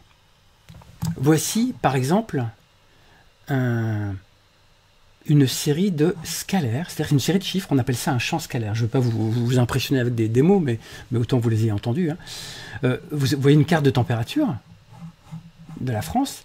En chaque endroit de la France, est-ce qu'on a un chiffre ou est-ce qu'on a 3 chiffres? Bah, la température, c'est qu'un seul chiffre. Donc, c'est un scalaire. Et quand on met tous les chiffres ensemble sur une carte, on appelle ça un champ scalaire. Vous voyez, la physique et les maths, finalement, c'est assez simple. Voilà un champ scalaire. Donc si on vous pose la question, la température, est-ce que c'est un scalaire ou un vecteur? Eh bien, c'est un scalaire. Est-ce que la vitesse, c'est un scalaire ou un vecteur? La vitesse, comme je vous disais, il faut vraiment les trois directions, enfin sens, norme, etc., pour avoir sa quantité. Donc c'est un vecteur. Donc voilà un exemple de scalaire et de champ scalaire. À votre avis, à droite, j'ai mis une carte qui représente les vents que j'ai trouvé sur Internet. Les vents avec leur force, etc. À votre avis, en chaque point de la France, est-ce que le vent est caractérisé par un seul chiffre ou plusieurs chiffres? Un seul chiffre, ça pourrait être la vitesse du vent, la force du vent. Mais d'ailleurs, j'ai utilisé le mot vitesse. Vitesse, il ne faut pas que la norme, il faut le sens et la direction. Donc c'est un vecteur. Donc le vent, sur une carte, c'est un vecteur. Et on le voit sur l'image. Vous avez des petits traits. Un point ou un chiffre ne suffirait pas, parce qu'il faut la direction. Donc ici, c'est un vecteur. Alors, sauf c'est un vecteur à 2 dimensions, mais bon, peu importe. Donc et puis, on n'a pas représenté la norme. Hein. Elle est représentée, je crois, en rouge. Mais les petites flèches blanches n'ont pas la norme. Mais elle représente la direction. Donc, vous voyez qu'il faut plus d'un seul chiffre. Donc, on appelle ça un champ vectoriel, parce que vous avez, sur toute la carte de France, des petits vecteurs. Voilà. Alors, si je crois maintenant, voir si mon effet marche ou pas. Voilà. A priori, il va marcher, mon effet. Je vous propose 2 ou 3 images. Je vous propose de voter pour que vous me disiez si c'est juste un chiffre qui caractérise ce que je vais vous montrer, donc un champ scalaire, ou si c'est un vecteur, donc un champ vectoriel, sur la carte ou l'image que je vais vous montrer. Dans certains cas un peu rusés, je vais mettre les deux, champs scalaires et vectoriel. Vous allez voir, ça se repérera tout de suite. Donc c'est le troisième choix, et puis aucun ou ne sait pas. Voilà, je vous propose ces choix donc sur wooclap.com/astropublic. C'est parti. C'est parti. À votre avis, cette image qui représente les pressions sur une carte de France et en partie d'Europe, la carte de pression, est-ce que c'est un scalaire ou un vecteur? Et puis, par extension, est-ce que c'est un champ scalaire ou un champ vectoriel? Donc, si vous n'êtes pas sûr, vous essayez de déterminer si, par exemple, la pression, c'est juste un chiffre ou si il y a une direction, une norme, un sens, etc. Je vous laisse voter quelques secondes. Et puis je dévoilerai donc sur la deuxième fenêtre que vous avez de WooClap le résultat.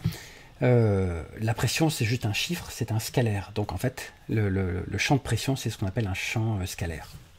Parce qu'il n'y a qu'un seul chiffre. Maintenant, je vous représente cette image qui représente une partie de l'Europe et de l'Afrique du Nord, avec des petits symboles qui représentent pour le coup le vent.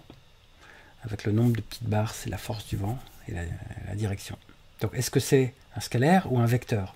Bon, alors si vous avez suivi, normalement c'est relativement simple, puisque je l'ai dit il y a quelques secondes, que le vent est représenté par plusieurs chiffres, hein, voilà, la direction, le sens, la norme.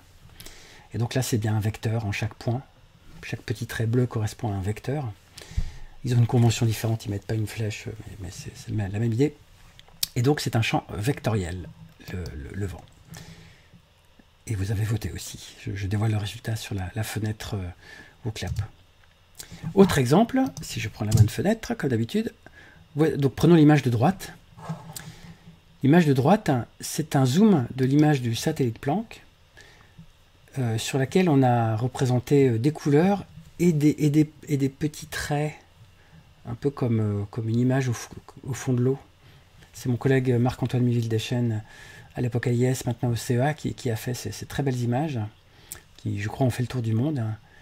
Et donc là, à votre avis, est-ce qu'on représente en chaque point un chiffre ou plusieurs chiffres. Alors c'est peut-être un petit peu plus difficile, hein. C'était pour vous montrer que le monde réel est un peu plus nuancé que ce qu'on veut bien dire dans des conférences ou dans des cours, mais heureusement. Alors je vous donne la réponse en fait. Donc cette image représente en couleur l'intensité du ciel, donc c'est un scalaire, c'est le flux qui vient au satellite Planck, et les petits traits fins, c'est la direction du champ magnétique reconstruit à partir de la polarisation du satellite Planck, mesuré par le satellite Planck. Donc en fait les petits traits là, ça pourrait se modéliser sous forme de vecteurs, et il a utilisé la notion d'épaisseur et de rapprochement des lignes pour illustrer l'intensité. Donc en fait cette image représente un champ scalaire et un champ vectoriel, même si la convention est un petit peu différente. Vous voyez, en fait cette image est très très riche d'informations physiques. Je crois que je continue avec... non, je continue pas, voilà, c'était fini, pour le côté champ scalaire ou vectoriel. Donc j'aime bien parler de ça parce que quelque part ça montre dans quel cadre un peu théorique peuvent se mettre des choses relativement simples comme la vitesse ou l'accélération. Donc, si je résume, on représente les vitesses par 3 chiffres. Et si j'ai une vitesse qui est comme ceci et une vitesse qui est comme cela, ce sont bien des vitesses différentes, parce que le vecteur est différent. Même s'il a la même longueur, en physique, on dit que ce sont des vitesses différentes. Et peut-être que les plus grands d'entre vous, des jeunes qui nous écoutez, vous savez peut-être que quand la vitesse change, que ça soit en norme, donc ici je représente un changement de norme, et ici je représente un changement de direction, même si c'est la même norme, dès que la vitesse change, il y a apparition d'accélération en physique. Donc même si vous êtes dans la même direction, mais que vous changez de norme, c'est un peu comme si vous êtes sur une ligne droite. Voilà.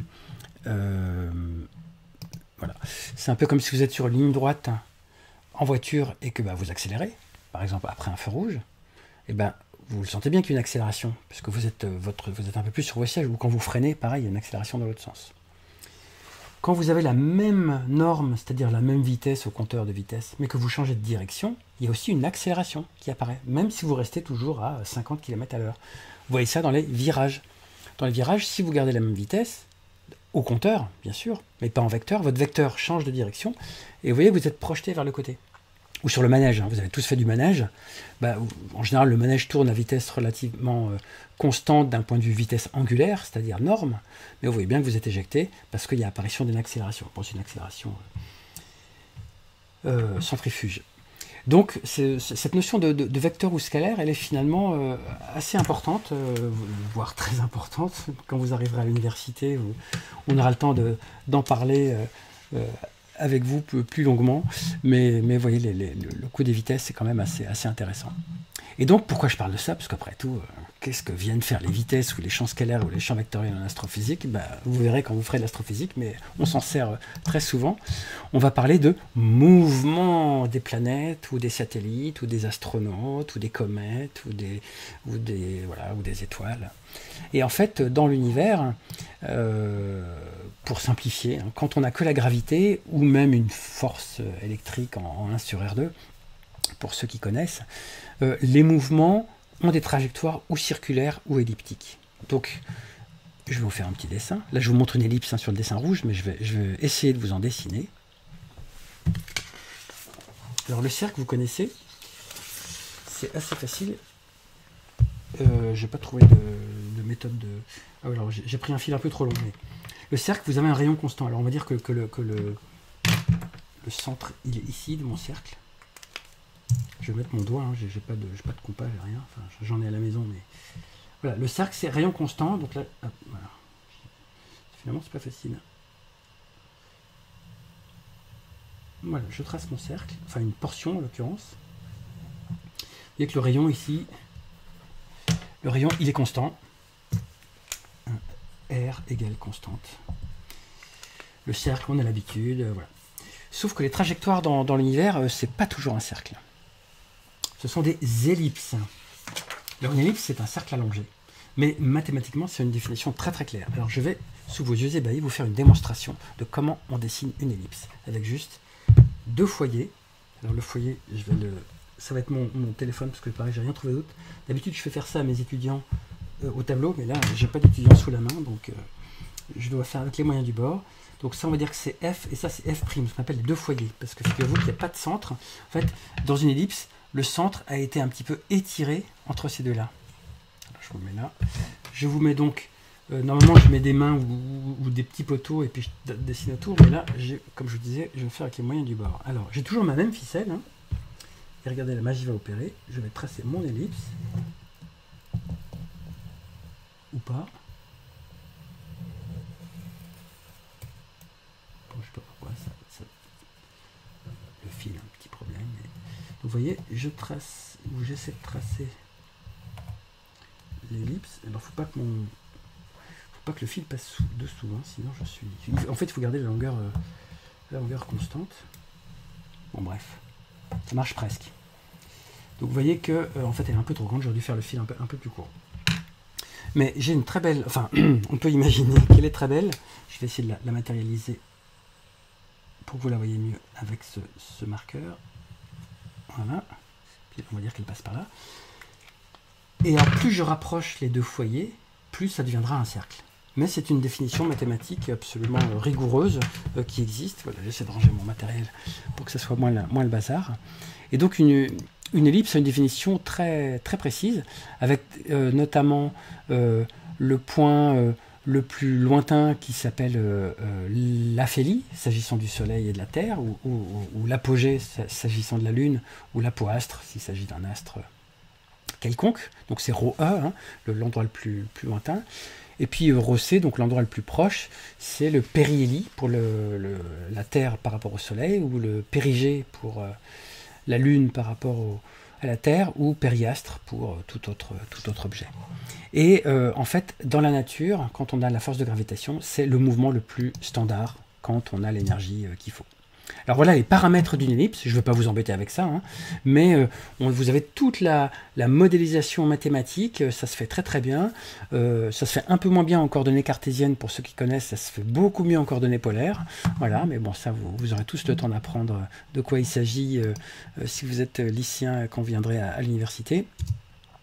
Et voilà la différence entre un cercle, une ellipse, une parabole et une hyperbole. Finalement, toutes ces courbes, qui sont des vraies trajectoires dans l'univers, en tout cas dans le système solaire ou autour des astres centraux, hein, enfin qui ont une grande masse, y compris donc les petits satellites qui tournent autour de la Terre, par exemple, ont une trajectoire soit donc circulaire, s'il y a la bonne énergie, ou elliptique, qui peut être de plus en plus allongée.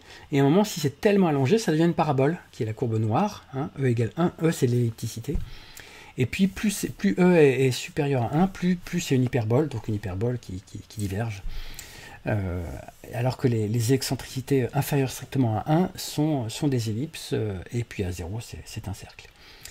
Et ça, c'est toutes les trajectoires que vous avez quand vous avez de la gravité et un objet qui tourne autour. Donc si vous voulez vous mettre en orbite, eh ben, soit vous devenez un cercle, soit vous devenez une ellipse, enfin ce que vous voulez, mais si vous êtes une parabole, ben, vous repartez, vous ne revenez pas. C'est le cas de certaines comètes qui sont précipitées sur le Soleil et qu'on ne revoit qu'une seule fois, qu'on voit donc une seule fois et qu'on ne revoit pas. Alors, je ne vais pas me tromper de fenêtre. Alors, c'est quoi toutes ces familles de courbes finalement? Les Grecs l'ont trouvé. Ils ont trouvé ça il y a plus de 2000 ans, beaucoup plus que ça. Ils ont trouvé qu'en fait, le cercle, l'ellipse, la parabole et l'hyperbole sont la même famille de courbes qu'on appelle des coniques. Pourquoi des coniques? Parce que si vous prenez des cônes, en mathématiques un cône, hein, c'est juste un cercle, un point, un cercle, un point et une ligne. Et vous faites tourner tout ça. C'est l'image qui est représentée à gauche. Et si ce cône, vous le coupez tout droit, comme ici en rouge, je vérifie que vous voyez bien, oui c'est ça. Tout droit en rouge, ça fait un cercle. Si vous le coupez un petit peu en oblique, en violet, ça fait une ellipse. Et si vous le coupez trop en oblique, en vert, ça fait une parabole. Et en bleu, ça fait une hyperbole, sachant que vous avez les deux bouts, hein, parce que vous avez les deux bouts du cône. Donc c'est pour ça que vous avez toujours deux bouts avec l'hyperbole. Donc, mathématiquement, c'est absolument relativement simple et c'est d'une unité et d'une cohérence absolument remarquable. Donc ça, moi j'aime bien faire ça en cours à mes étudiants à l'université parce que c'est tout cohérent, c'est tout unifié avec juste finalement une seule équation qui est l'équation des coniques et on arrive à expliquer tous les mouvements des systèmes planétaires, des satellites, etc. Donc au collège et au lycée, on ne va pas dans ce niveau de détail, mais moi j'aime bien illustrer le fait que en fait, derrière, tout ça est très très simple et très unifié. C'est pas une série de recettes indépendantes qui sont compliquées de fait, parce que rien n'est complètement simple, mais vous verrez que derrière, tout est absolument simple avec juste une équation qui décrit complètement tout ce mouvement-là. Et je vais même un peu plus loin, mais je vais essayer de ne pas vous perdre, je vais passer à celle d'après. En fait, tout dépend de l'excentricité et finalement de l'énergie de votre orbite. Parce que quand vous êtes en orbite, vous avez une énergie, voilà, une énergie potentielle en l'occurrence. Bon, il y a aussi une énergie cinétique, bien sûr. Mais alors, je ne vais pas trop raconter ce dessin, d'ailleurs, qui vient du polycopier de physique que je fais à l'université Paris-Saclay en première année. Et ces dessins ont été faits par mon collègue François Glotin, que je remercie. C'est lui qui a fait la première version du poly, et qui a fait tout ce travail. En fonction de l'énergie, en fait, vous êtes l'énergie minimale, c'est un cercle, puis une ellipse si vous avez plus d'énergie, puis si vous avez encore plus d'énergie, vous êtes une parabole, et encore plus une hyperbole. Donc votre niveau d'énergie détermine complètement votre forme d'orbite. Donc dis-moi quelle énergie tu as, je te dirai quelle orbite tu auras. Voilà, c'est ça la vraie physique. Alors après, bon, évidemment, les calculs, tout ça, on les fait un peu différemment selon le niveau, la classe dans laquelle on est. Alors, dans le système solaire, il y a des coniques, évidemment. Donc, il y a Mercure qui a une excentricité assez élevée. La Vénus et la Terre ont une excentricité très très faible, donc on est assez proche d'un cercle. Et puis Icarus, qui est un astéroïde, et puis surtout la comète de Halley. La comète de Halley est quasiment parabolique, mais pas complètement. C'est la petite ellipse, c'est la grande ellipse qui ressemble à une parabole, mais qui n'est pas une parabole, parce que sinon elle ne reviendrait pas. Je crois qu'elle revient tous les 77 ans. Et donc vous voyez, en fonction de l'excentricité, l'orbite est plus ou moins allongée, voilà, en quelque sorte. Donc j'avais envie de vous raconter tout ça pour illustrer le fait que dans l'univers, on fait de la physique et que la physique est parfois très très simple, avec juste une énergie ou une... Faudrait pas que je vous montre cette slide parce qu'elle est compliquée. Juste une énergie ou un paramètre, l'excentricité en l'occurrence, on arrive à expliquer tous les mouvements planétaires. Alors, il y a 3 lois que j'ai déjà décrites, alors je ne sais plus dans quelle conférence confinée astro, mais vous pourrez regarder les vidéos sur la page Facebook. Il y a 3 lois de Kepler que j'avais déjà discutées, donc vous pourrez regarder les autres vidéos. Là, je vais juste les rappeler, mais avec les observations de Kepler, etc. Enfin, il y a tout un historique au XVIIe siècle. Les 3 lois de Kepler que l'on démontre donc en première année à l'université. Donc Kepler avait identifié 3 lois qui finalement régissent les mouvements des orbites dont je viens de parler. La première loi, la loi des orbites, c'est que toutes les planètes tournent autour du Soleil selon une conique. Voilà, lui il disait une ellipse, ce qui est normal, une ellipse, parce qu'elles reviennent, mais on peut avoir éventuellement une parabole, une hyperbole. Donc, toutes les orbites sont des coniques, finalement, donc des ellipses, pour faire simple. Dans un cas particulier, le cercle, mais dans la nature, ça arrive presque jamais. La deuxième loi, c'est la loi des airs, c'est celle que je représente un peu sur l'image à gauche, c'est que vous balayez les airs représentés ici en bleu marine en des temps égaux. Donc, comme l'air elle est un petit peu plus petite quand vous êtes proche du Soleil, par exemple, vous devez aller plus vite. Alors que quand vous êtes loin, l'air est très très grande, donc vous pouvez aller doucement. Donc en fait, vous allez doucement quand vous êtes loin du Soleil, et vous allez plus vite quand vous êtes devant, proche du Soleil. Voilà. Tout ça c'est régi par des histoires de conservation d'énergie et de moments cinétiques, dont je peux vous raconter. Où est-ce que je l'ai mis? Je crois que voilà.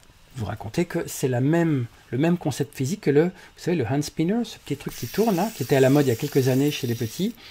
Alors, même si c'est plus vraiment à la mode, mais c'est le principe du vélo aussi. Si vous mettez quelque chose en rotation assez rapide, vous sentez que si vous essayez de changer son orientation, il y a une force qui vous empêche. Alors, elle ne m'empêche pas parce qu'elle est petite, mais vous sentez que ça freine un peu.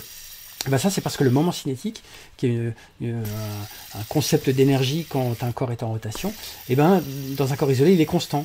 Et comme il est constant, si moi j'applique une force, et ben, le moment cinétique, il n'a pas envie. Et c'est pour ça qu'en vélo, on roule assez bien quand on a une certaine vitesse.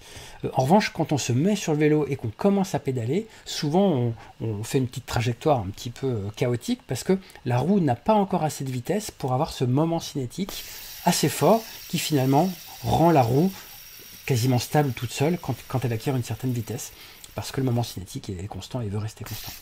Voilà. Et donc c'est sur ces considérations, disons, d'équilibre, d'énergie, de moment cinétique, etc., qu'on arrive à démontrer les lois de Kepler, notamment la loi des airs qui est représentée ici. Et puis il y a la loi des périodes, qui est un petit peu compliquée dans sa formulation, hein, mais A3 sur T2 égale Gm sur 4pi2. A, c'est le demi-grand axe de l'ellipse. T, c'est la période, c'est-à-dire le temps qu'il faut pour faire le tour, le temps de révolution. Et puis M, c'est la masse de l'objet du Soleil, par exemple.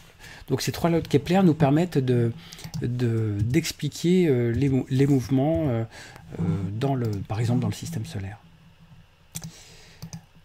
Alors voilà une illustration, si ça marche. Est-ce que ça marche, ce petit... Oui, ça a l'air de marcher. Ah oui, il faut que je sois comme ça. Donc vous voyez un petit point rouge qui illustre la loi des airs. Il passe le même temps dans la même surface finalement. Enfin, c'est son rayon vecteur qui se balade à partir du Soleil. Donc il est un petit peu plus lent quand il est loin et plus rapide quand il est proche. C'est ce que je vous évoquais. Alors maintenant, quand vous allez en orbite, vous êtes Thomas Pesquet ou quelqu'un d'autre, vous êtes sur votre Soyouz, et puis vous voulez rejoindre la Station Spatiale Internationale, et ben tout ça peut se calculer avec ces histoires d'orbite, de mouvements elliptiques, et donc à chaque instant, le vecteur vitesse change, hein, parce qu'on n'est pas dans un mouvement rectiligne uniforme, donc à chaque fois il y a une accélération, il faut calculer tout ça. Ça se fait assez simplement. Moi, j'ai proposé cette figure dans un des examens de mes étudiants à l'université en première année, avec évidemment des détails, et donc ça se calcule assez facilement. Voilà, alors je vais finir pour cette partie, parce que finalement j'ai pris beaucoup de temps, mais j'ai pris beaucoup de plaisir à vous raconter tout ça. On fête finalement le 477e anniversaire, finalement du premier qui a posé les bases de tous ces mouvements planétaires, qui est Nicolas Copernic, parce que le 19 février 1473, il a formulé son modèle héliocentrique, c'est-à-dire le modèle selon lequel les planètes tournent autour du Soleil et non pas le Soleil et les autres planètes autour de la Terre. Donc, pardon, son livre est de 1543, il est né en 1473, mais le livre est de 1543. Et donc c'est un anniversaire, enfin c'était au mois de février, bon, on est plus à 3 mois près. Et donc voilà une copie que j'ai trouvée, je sais plus, sur Gallica, je crois, de son livre qui s'appelle donc Des révolutions des orbes célestes, De Revolutionibus Orbium Coelestium. Et par une ironie d'histoire, le mot révolution, qui signifie ici le temps que met une planète à faire le tour de son orbite, autour donc du Soleil, ce qui était une grande nouveauté conceptuelle et même politique, allant au-delà. Le mot révolution, qui signifie juste faire un tour pour une planète, est devenu le mot révolution, comme révolution française, etc. Parce que le mot révolution, ici, a été pris, enfin, son livre et son concept ont été tellement révolutionnaires, c'est-à-dire il y a eu un saut conceptuel majeur qui a complètement changé la vision du monde, qu'on a appelé ça une révolution, au sens où on l'entend aujourd'hui, c'est-à-dire un changement très très fort en très peu de temps. Mais en fait, le mot vient de l'astronomie, qui est juste le fait que ça tourne, mais c'est lui, Nicolas Copernic, qui a mis le Soleil au centre, et c'était un changement de paradigme absolument majeur, d'où le mot révolution qu'on utilise plutôt en politique ou en histoire. Voilà, et bien j'en ai fini pour cette partie. C'était un petit peu long, mais comme je disais, j'espère que vous avez trouvé ça aussi sympathique que moi de le faire. Alors, pour les conseils de lecture, je vous rappelle que sur les réseaux sociaux, l'Université Paris-Saclay vous propose un hashtag sortie d'intérieur, tout attaché, où chaque jour on vous met des bons plans gratuits de ressources en ligne, des grandes institutions, des plus petites institutions, etc. Donc ça peut être culturel, ça peut être artistique, ça peut être scientifique. C'est mes collègues qui font ça et je les remercie, c'est vraiment chouette. Il y a un tube de colle là qui traîne. Alors, mes conseils de lecture, comme à chaque fois. Alors, un incontournable, là vous ne le voyez pas très bien, voilà. L'astrologie, mais pas de n'importe qui, de Daniel Kuhnt et Philippe Zarka, qui sont des collègues que vous connaissez certainement. Chez Que sais-je, alors moi j'ai une ancienne édition, je pense que ça a été réédité depuis, j'espère. C'est vraiment les scientifiques, des astrophysiciens en l'occurrence, qui vraiment expliquent tout de manière vraiment profonde et très sensée. Voilà, ça se lit très vite, enfin, c'est vraiment, vraiment génial. Bon, spoiler, l'astrologie n'est pas une science. Mon ami Aurélien Barraud, que je cite souvent, attendez, je vais mettre comme ça. La vérité dans les sciences, chez Duno, qui est donc un excellent livre, évidemment à la frontière de la philosophie et des sciences, hein, et donc je vous le conseille, qui nuance le concept de vérité et qui est très, très intéressant et que nous utilisons en sciences au quotidien. Un livre que j'aime, ah bah tiens, encore Aurélien Barraud, parce que je les ai mis en vrac mes livres, voilà, donc Aurélien Barraud, bon, on ne le présente plus, voilà, il vend beaucoup de livres, etc. Mais voilà, celui-là aussi, Big Bang et au-delà, est très bien fait. Voilà. Et je finis par aussi mon amie Hélène Courtois, Voyage sur les flots des galaxies, toujours chez Duno. Il se trouve que c'est aussi mon éditeur, donc j'en profite. Mais Voyage sur les flots des galaxies, Hélène Courtois est astrophysicienne à Lyon et vraiment elle est la découvreuse finalement de cette grande structure et elle explique la cosmologie vraiment de manière extrêmement simple et imagée. Donc voilà, je vous conseille ce livre très très chaudement. Et puis, eh bien, je crois que nous avons fini. Les questions et les réponses. Donc, à vos questions, et je chatte avec vous pendant quelques minutes. Eh bien, merci. Attendez, est-ce que j'ai un truc après ou quoi? Oui, la fois d'après, eh ben, j'ai encore peut-être l'astrophysique au collège. À vrai dire, je ne sais pas le thème de la semaine prochaine, donc je déciderai dans quelques jours. Donc, nous verrons ensemble. Eh bien, autour des questions et des réponses en chat. Je vous souhaite une bonne continuation, une bonne semaine. Qui va être particulière à plusieurs égards. Voilà. Je continuerai la semaine prochaine parce que beaucoup d'entre nous seront en télétravail et voilà, et peut-être beaucoup d'entre vous seront encore à la maison, même si ça sera peut-être plus souple. Donc je continuerai la semaine prochaine. Après, on verra, l'avenir le dira. Voilà. En tout cas, c'était un plaisir pour moi de parler de ces choses-là. J'espère que vous partagez ça. À très bientôt, bonne semaine et on se retrouve la semaine prochaine. Ciao.